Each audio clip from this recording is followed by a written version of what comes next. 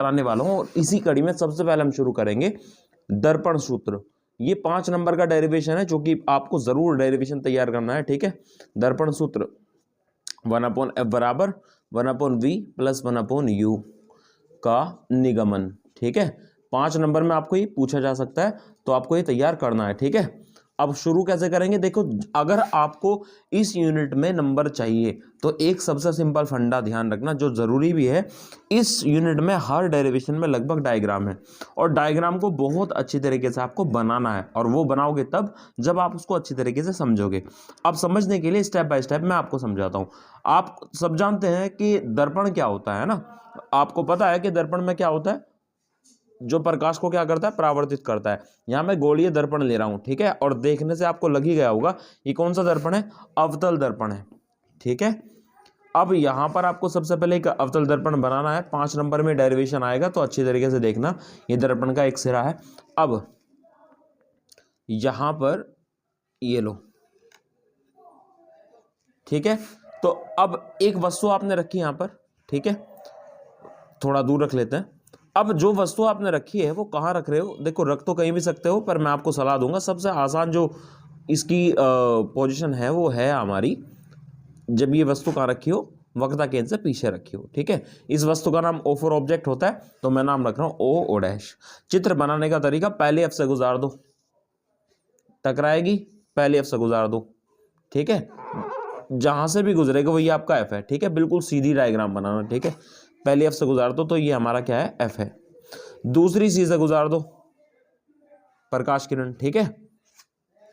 वो थोड़ा आइडिया आपको हो ही जाएगा, मैं आप बिना फीटी के बना रहा हूं तो थोड़ा लाइन जो है वो तिरछी हो रही है, पर आपको बिल्कुल सीधी लाइनें रखनी है, ठीक है। तो पहले F से गुजार देंगे, दूसरी C से गुजार देंगे, जहां मिलेगा वहीं पे इमेज बना देंगे, ठीक है। ये फिर तिरछी बन गई,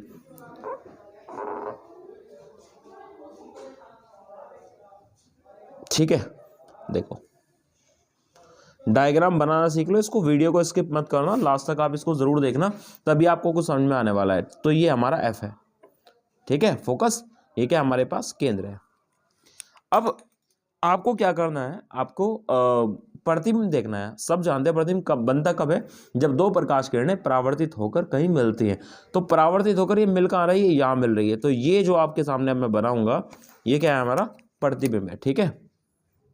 ये प्रतिबिंब है, नाम इसका रख लेंगे I डैश और I, ठीक है। I फॉर इमेज होता ना, इसीलिए। अब यहां पर आपको माना वाना करना है और करके आना है। देखो क्या करना है, माना कोई वस्तु O डैश है जो किसी अवतल दर्पण के सामने स्मॉल u दूरी पर रखी है, तो वस्तु की दूरी हम यहाँ पर क्या मानेंगे, u मानेंगे, ठीक है। सारी की सारी दूरी कहाँ से नापनी है, हमें सारी की सारी दूरी नापनी है P से, ठीक है। स्मॉल v दूरी पर, u दूरी पर स्थित है। वस्तु से दर्पण से परावर्तित होकर प्रकाश किरणें बिंदु I डैश पर मिलती हैं, अतः I डैश वस्तु O डैश का एक प्रतिबिंब है जो कि वास्तविक उल्टा, देख रहे हो आप इसको, इसका मुख किस तरफ को है, ऐसे है, ठीक है, और इसका मुख किस तरफ को ऐसे है, तो ये वास्तविक भी है, उल्टा भी है, तथा वस्तु से आकार में छोटा है। ये बेसिक सी चीजें आप बता देंगे। अब यहां पर आपको करना क्या है, देखो त्रिकोणमिति लगाएंगे। त्रिकोणमिति लगाने के लिए मेरे पास त्रिभुज होने चाहिए, तो मैंने यहाँ पर त्रिभुज मान लिया, ठीक है। इस बिंदु को और इस बिंदु में ज्यादा कोई डिफरेंस तो है नहीं। अब ये चित्र आपको समझ में आ गया, ये डायग्राम आपको बनाना है, शुरू करते हैं यहाँ पर, ठीक है। माना वाना आप बहुत अच्छी तरीके से कर लेंगे। अब टाइम है नहीं तो बहुत जल्दी से देख लो। अब देखो यहाँ पर आपसे कहा गया, पहले कुछ चीजें आपको बता दूं, ये है प्रतिबिंब, तो प्रतिबिंब की दूरी हम मानते हैं v, ठीक है। और ये क्या है हमारे पास, फोकस, तो फोकस दूरी को हम किससे डिनोट करते हैं, F से, ठीक है। और इसके अलावा ये क्या है हमारे पास, केंद्र। और वक्रता केंद्र बच्चों आप सब जानते हैं, वक्रता केंद्र जो होता है, वक्रता केंद्र और दो ध्रुव के बीच की दूरी को हम क्या कहते हैं, R कहते हैं, यानी कि वक्रता त्रिज्या कहते हैं। तो ये सारी चीजें आप उसको बता देंगे। डायग्राम समझ में आया, डायग्राम ही जरूरी है समझना, फीटी से जब आप बनाओगे तो बहुत साफ बना के आना। अब आप यहाँ पर कहेंगे चित्र से स्पष्ट है त्रिभुज, देखो त्रिभुज दिखाई देंगे, O यहाँ से डेरिवेशन शुरू होता है, O डैश C दिख रहा, O dash C, O dash C। अच्छा एक बात बताओ, यहाँ पर आपको नजर आएगा ये कि ये कोण जो भी है ये कोण और ये कोण दोनों बराबर है नहीं है, आमने सामने के कोण क्या होते हैं, बराबर होते हैं। तो अगर ये कोण बराबर है, एक तो ये कोण बराबर हुआ, अच्छा यहाँ ये कोण कितने का है, 90 का, और ये कोण कितने का है, 90 का है। अब दो कोण बराबर हो गए, एक तो ये बराबर होगा, एक ये बराबर होगा, एक ये बराबर होगा, एक ये बराबर होगा, दो कोण बराबर हो गए तो तीसरा अपने आप ही बराबर होगा। तो ये समरूप त्रिभुज है, तीनों कोण बराबर है ना, दो त्रिभुज जिनके तीनों कोण बराबर होते हैं उनको समरूप त्रिभुज बोलते हैं, और उसका निशान ये होता है।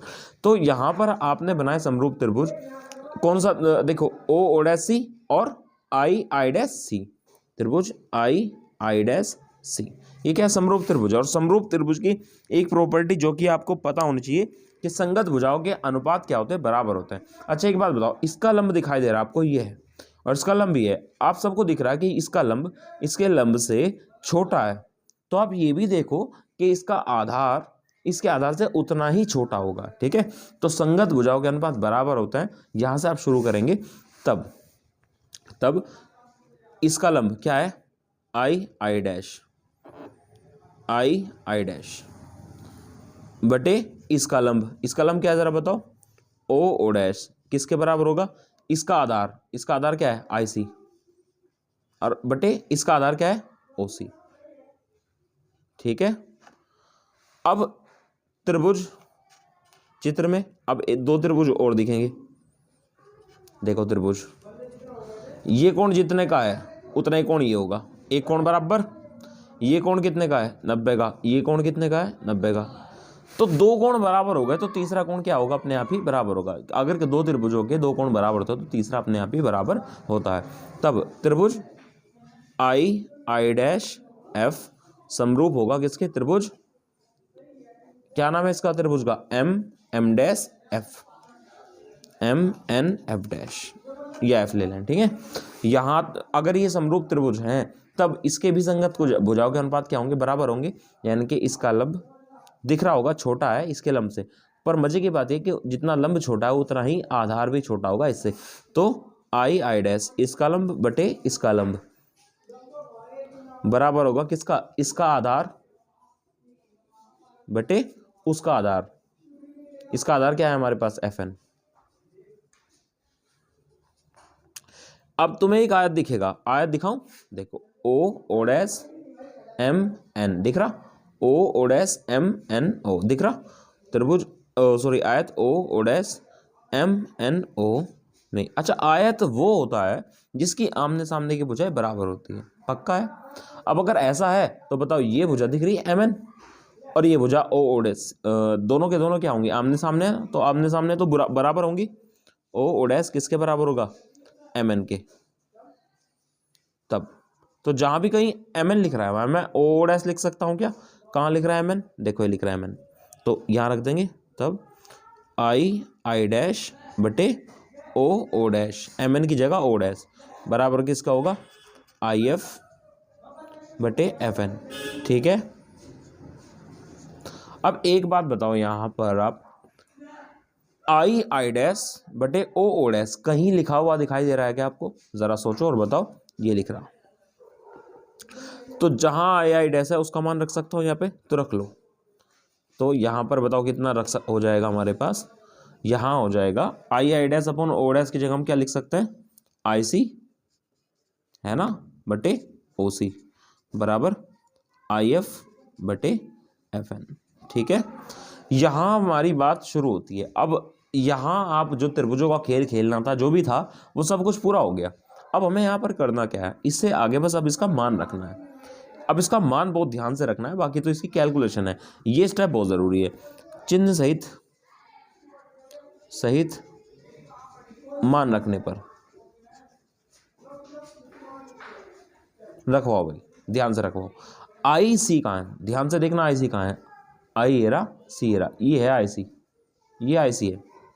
अब इसका मान कितना है, तो जवाब इसका मान तो नहीं पता, लेकिन क्या पता है, हमें पता है कि अगर मैं इसमें से, इस पूरे में से ये हटा दूं तो यही तो बचेगा। ध्यान से सुनो, इस पूरे में से ये हटा दूं, भाई ये निकालना ना मुझे, तो इस पूरे में से अगर ये हटा दूं तो यही तो बचेगा।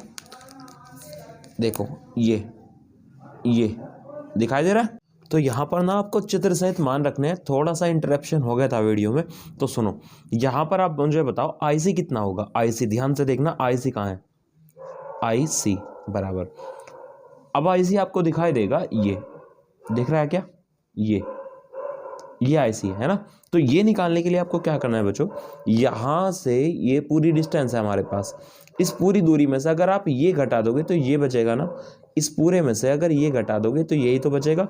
तो किस में से, सी एन में से अगर आप आई एन घटा दोगे तो आपके पास क्या बचेगा, आई सी बचेगा। अब सी एन कहाँ है, सी ये रहा, एन ये रहा, तो दूर ये कितना है हमारे पास आर, और चूंकि हम सब जानते हैं आर बराबर अपने आप से 2f होता है, आर बराबर 2f होता है ना।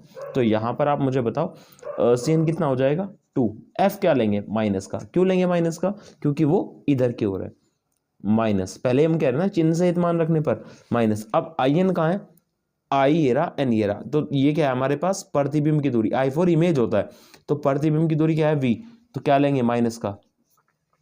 अब मुझे बताओ ओ सी कितना है, ओ सी कहाँ है, ये रहा ओ, ये रहा सी, तो ओ सी कितना है हमारे पास, कितना है हमारे पास ओ सी, ठीक है, तो ओ सी कितना है हमारे पास, ये है ओ सी। अगर मैं ओ एन में से सी एन घटा दूं तो यही तो बचेगा, ओ एन में से ध्यान से सुनो, सी एन घटा दूं तो यही बचेगा ना, ओ एन में से अगर सी एन घटा दूं तो यही बचेगा। ओ एन कितना है, ओ एन बचो, ओ एन कितना है यू, प्रति वस्तु की दूरी, और वो लेंगे माइनस की क्योंकि इधर की ओर है। अब माइनस सी एन कितना है, अगेन सी एन कितना है हमारे पास 2f, आर बराबर 2f होता है ना, तो 2f कितना है माइनस का, ठीक है। गलती बिल्कुल नहीं करनी है, ध्यान रखना, गलती की कोई गुंजाइश नहीं है। अब यहाँ पर बचा कौन, देखो आई सी का मान हो गया, ओ सी का मान होगा, आई एफ का मान कितना है, अब आई एफ का मान निकालते हैं ना, आई एफ बराबर कितना है, तो आई एफ यहाँ पर आप नोटिस करोगे यहाँ से यहाँ तक की, यहाँ से यहाँ तक की दूरी, ये है आई एफ, ये है ना। तो अगर आई एन में से एफ एन घटा दूँ तो यही तो बचेगा आई एफ, आई एन में से एफ एन हटा दूँ तो यही तो बचेगा। आई एन कितना है हमारे पास वी, प्लस क्या माइनस का, इधर की ओर माइनस का, एफ एन में से का मतलब क्या हुआ, एफ ये रहा, एन ये रहा, तो फोकस दूरी कहीं की लेंगे माइनस की क्योंकि इधर की ओर है। अब क्या बचा हमारे पास, एफ एन बचा, तो एफ एन कितना है हमारे पास, एफ एन तो बस फोकस दूरी है ना, पहले ही मान रखिए, प्लस की या माइनस की, माइनस की। ये सभी मान समीकरण 4 में रख देंगे, ठीक है। देखो ध्यान से, अब जब समीकरण 4 में रखोगे, चित्र का तो कोई काम नहीं रहा, तो जैसे ही समीकरण में रखोगे मैं डायरेक्ट रख के दिखा दूं आपको, चलो इधर से मिटा देता हूं, आपको डायरेक्ट दिखाई दे जाएगा, ठीक है। गलती बिल्कुल नहीं करनी, ध्यान रखना बस।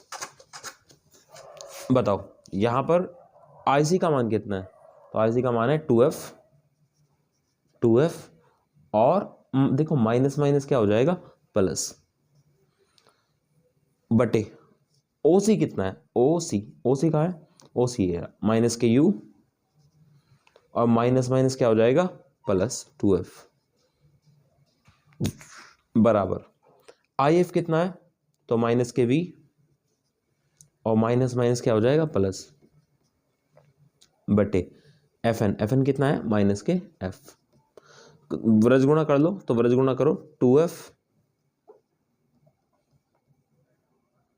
2f प्लस v और माइनस f बराबर, इसके इसमें गुणा करो, माइनस v प्लस f और माइनस u प्लस 2f, ठीक है जी।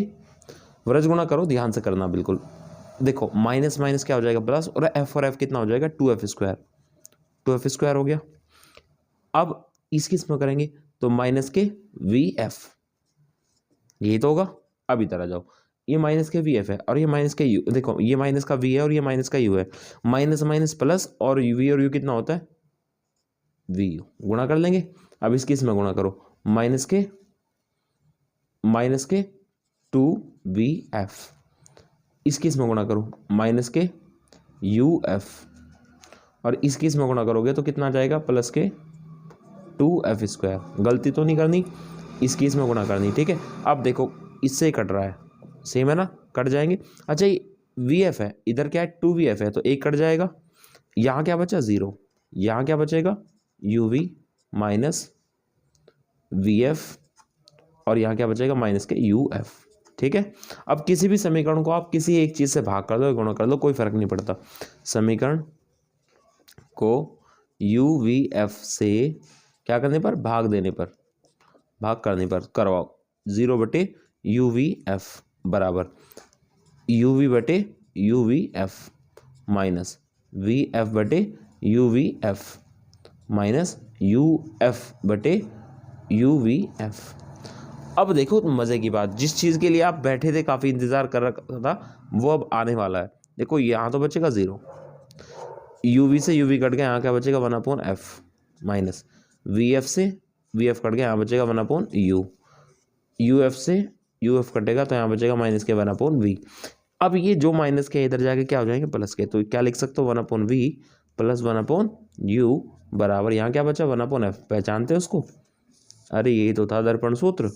तो इस तरीके से ही डेरिवेट हो जाता है बहुत आराम से, ठीक है। एक एक स्टेप को आप फॉलो करते हुए चलो, 1-2 बार प्रैक्टिस करोगे तो आ जाएगा, और ये 5 नंबर में आपको आता है, ठीक है।